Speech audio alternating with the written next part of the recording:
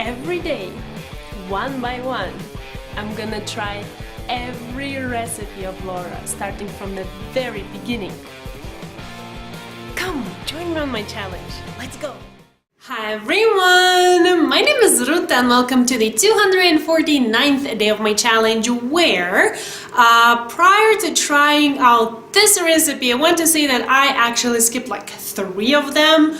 I am trying the recipes of Laura in the kitchen like in the line from the very first episode she posted. I'm just going one by one, and if I can find all the ingredients, or at least the main ingredients, because I am using loads of substitutions on my challenge on this channel, I try them out. Otherwise, I skip them for some other time in the future once I can actually put my hands on those ingredients. So this time 3 recipes will wait for their day, and today I'm gonna try something really simple. Well, if you're already watching, you kind of know what it is. I feel like even though it is that simple, it will be a really useful recipe to have, not only for me but for you guys as well, because at least for me, every single week I try to make at least once something potato-y, so mashed potatoes be it, or fried potatoes, whatever, as a side dish.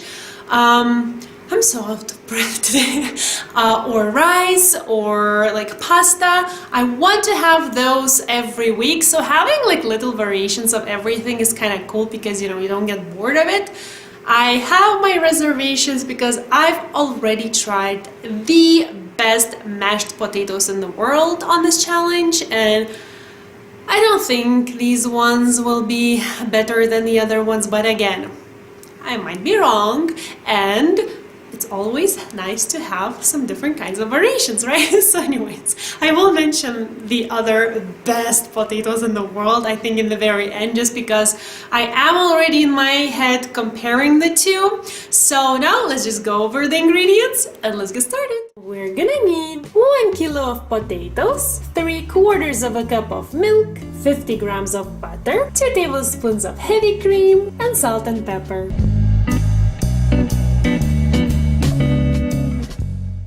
I'll start by peeling my potatoes, then I'm gonna wash them and cut into chunks. I try not to ever peel my potatoes in advance, just because they do get like darker, even black, if you hold them long enough.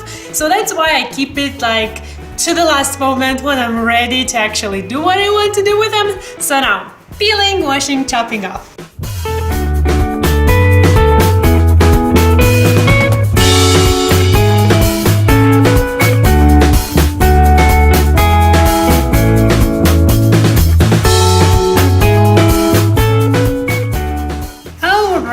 So now all of my chopped up potatoes will go into a pot. I'm gonna fill it with cold water, put on the stove, and bring everything to a boil. Perfect! So now I have everything come to a boil. I removed the lid just because I used it primarily to speed up the boiling process, so I will not need it anymore. I'll reduce the heat to medium, add a generous sprinkling of salt, and by the way, one of you taught me that you should add salt only after the water comes to boil, and then cook everything for 25 minutes. The potatoes have been boiling and they're there, that's why I'm showing them. They have been boiling for 20 minutes, and I figured that this is the perfect time to start heating up the milk with the butter and heavy cream. That's exactly what I have here. Milk, heavy cream, and butter. I'm gonna add everything into my tiny little saucepan, and over lowest heat possible, I'm gonna start warming everything up. I don't want it to come to a boil. I basically want to for the butter to melt and just everything to warm up nicely. And I think by the time I start mashing the potatoes, this will be ready as well.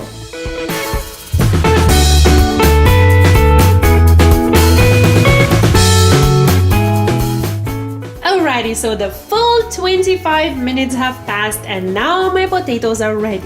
You might want to try them with a fork, whether they're fork tender, but I know that this is the time that my potatoes boil to fork tenderness, so I'm good. I don't even need to try that. So now I'm gonna drain them, and then return to the pot for one more additional minute to cook so that any excess water that is left there would evaporate entirely. Okay, and now the funny part. I don't really have a potato masher. Well, I do, but it's not here. It already moved to another country where I will be moving myself soon enough. So I don't really want to buy another potato masher. It's definitely not a utensil which you want to have a lot of. And besides, I really number of them. And besides, I really want to buy a potato ricer. So here's the creativity. I found out that you can actually make quite decent mashed potatoes. They won't be as fluffy, but not as bad as you could imagine. By the way, I tried with a blender. That was a disaster. Not recommending at all. But if you take a heavy bottomed glass, which you know will not break, like this is a thick, really thick glass, so I know it won't break into my hot mashed, well, not yet, but mashed to be potatoes. You just take it and basically just do the same thing, mash them up. It's not as easy because it doesn't have the holes and stuff, and holding is not as easy, but hey, if you don't have that thing and you're craving for mashed potatoes, this is a wonderful thing.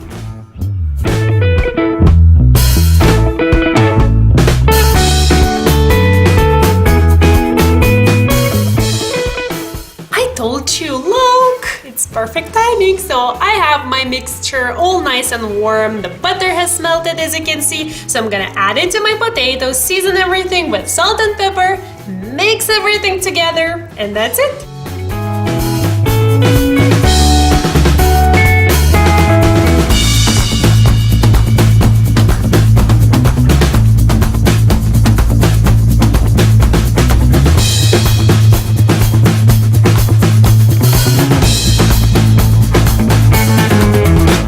Am I gonna do it? You bet I will. I will go into the nicely served platter and try my potatoes, and you bet I'm gonna go the second time because I know I won't give anyone else this. I mean, I will share with my husband, but his family, so I love mashed potatoes. I'm not gonna pretend I'm not gonna pretend like this is not a big deal for me. Wait, this is so good. Look how fluffy they are. And I love Laura's recipes for the reason that you can actually trust her. Well, most of the time I would double check the written recipe with the video about the measurements, but in general you don't even need to put the liquid, for example, in this case, little bit at a time, because look at it, the end result, and this is so heavy, it's always so perfect. And I love mashed potato. And just to stop myself from eating, I'm gonna put fork and the potatoes out. I will turn them like this. Aren't they pretty? I will go as far as saying that most probably this is my time usually where I drink a cup of coffee and maybe I take some, I don't know, how are they called in English? Dates. Some dates with nuts. But now I am seriously considering of taking a little bit of this and making my afternoon snack. Even for me it sounds a bit weird, not that I would eat potatoes instead of something sweet, but that I still want coffee, so I feel like I will have mashed potatoes with coffee as my afternoon snack. But you know what? I'm okay with that. Are you? If you are as well, hi friend! I am so weird today, but I'm actually loving such days because I have such a good mood. I can be silly with you and I kind of feel like that's okay. So if you're feeling silly and if you like mashed potatoes, join the two together. It's working out for me great today. So if you want to go check the original recipe by Laura there, you can find the written recipe in the description box down below on both American and the metric systems. And I know you will try this recipe out because it's just great, it's perfect. But if you have an extra hour, I would highly suggest trying out the other recipe of Laura in the kitchen. I will leave the link to that recipe in the description box down below as well, because that still is as perfect as this one is. And it's actually like the base, I think, is the same, but that one, it has the addition of oven roasted rosemary garlic. I mean, seriously, those mashed potatoes are like a main dish for me. They are so delicious. You don't really want anything else to eat with it. Like, it can be your main course, just a little bit of salad or whatever, but like, oh. So if you try this, if you like this, that one will blow your mind out. I'm just saying, I'm leaving you all the info, giving you all the info, leaving all the info. You do with it what you please. So thank you so much for watching, and I'll see you soon. Bye!